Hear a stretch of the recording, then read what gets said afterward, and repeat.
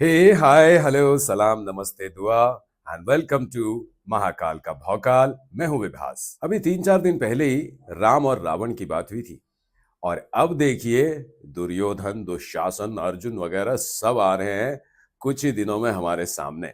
वैसे कुछ दिनों मतलब लगभग 2 साल का मामला है। अभी अभी 1 या 2 दिन पहले आमिर खान ने स्टेटमेंट दिया है कि वो फाइनली महाभारत बनाने के लिए तैयार हैं, वो भी 3 पार्ट्स में। रामायण तो 2 पार्ट्स में बन रही थी, महाभारत बनेगी 3 पार्ट्स में। वैसे आमिर खान और महाभारत का जो रिश्ता है वो बहुत पुराना है। यहां तक आमिर खान ने कहा है कि महाभारत तो उनके खून में है।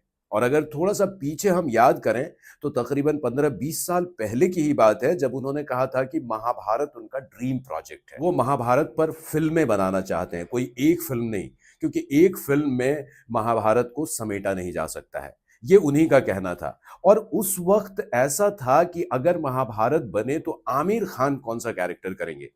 इस पर आमिर खान ने कहा था कि पसंद तो उन्हें कर्ण का कैरेक्टर है, कर्ण की जो दुविधा है, कर्ण के कैरेक्टर में एक्टिंग का बहुत सारा स्कोप है।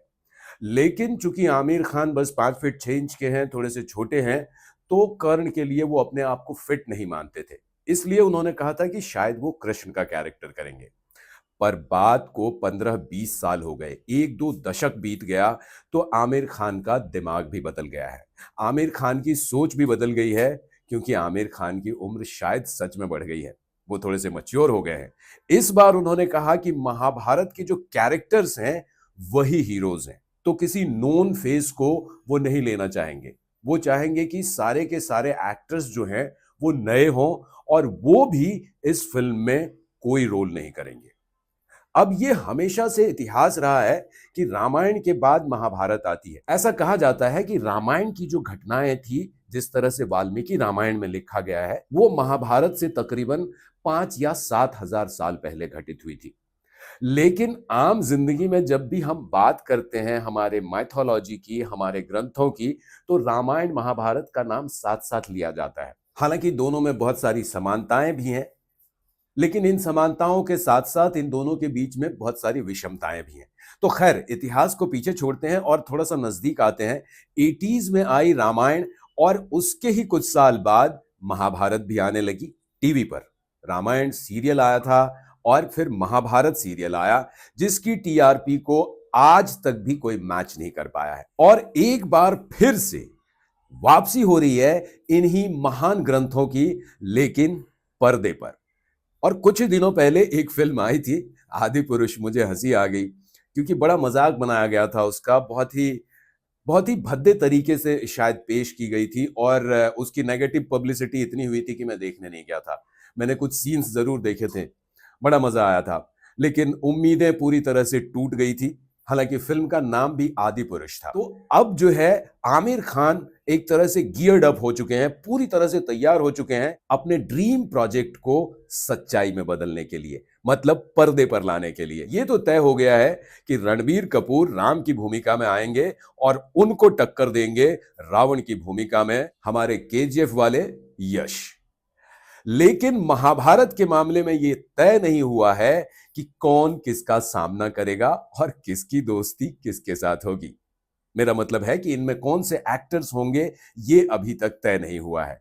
पर अगर प्रोजेक्ट से आमिर खान कनेक्टेड हैं, और अकॉर्डिंग टू आमिर खान ये उनका ड्रीम प्रोजेक्ट है, उन्होंने यहां तक कहा है कि शायद महाभारत बनाने के बाद वो आगे कोई काम ना करें, क्योंकि इसके बाद कुछ करने लायक बचेगा नहीं। उनका एक और स्टेटमेंट है जो गौर करने लायक है। हालांकि ये स्टेटमेंट महाभारत के जो राइटर हैं, व्यास जी या वेद व्यास जी या कृष्ण द्वैपायन व्यास जी, जो भी नाम है उनका, उन्होंने भी यही कहा था कि इस दुनिया में ऐसा कुछ नहीं है जो महाभारत में नहीं है, और जो महाभारत में नहीं है वो कहीं नहीं है। यही बात आमिर खान ने भी कही जब वो महाभारत की चर्चा कर रहे थे। अब अगर ये फिल्म, जैसा कि उन्होंने कहा है कि अगले महीने यानी कि अगस्त 2025 में शुरू हो जाएगी, तो भी इसके पहले पार्ट को आते आते कम से कम 2 साल तो लग ही जाएंगे। जैसे कि उनकी प्लानिंग है कि पूरे महाभारत को 3 पार्ट्स में पर्दे पर लाना है, तो मुझे लग रहा है 5 या 6 साल का वक्त तो लग जाएगा। और ऑफ कोर्स अगर ड्रीम प्रोजेक्ट है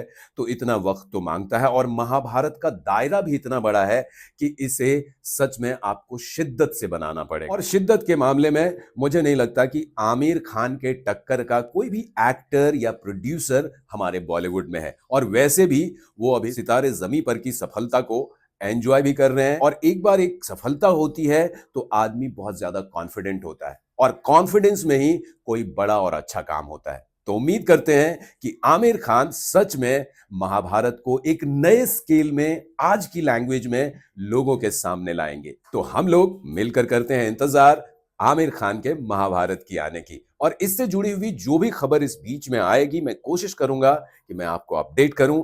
तब तक आप लोग अपना ख्याल रखिए। Thank you.